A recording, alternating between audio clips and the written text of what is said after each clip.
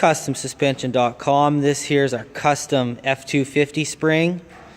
This fits all the way to 73 to 79. It's a rear 10-inch spring for a Ford Lowboy. On the Lowboy they use 3-inch wide material. All our custom springs come with Teflon anti-friction pads, diamond cut ends, come with brand new OEM bushings, pressed in, spring clips and painted black. All our custom springs are hand built, custom fabricated. All our steel comes from the US, it's built up here in Canada. For these old Fords, we can build them all the way up to 20 inches in the rear. If you just want OEM, 2-inch, 4-inch, give us a call and custom build anything you want.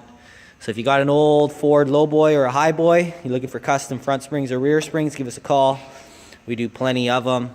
We still build them. Can do anything you want. customsuspension.com, carrier spring. This is Tyler.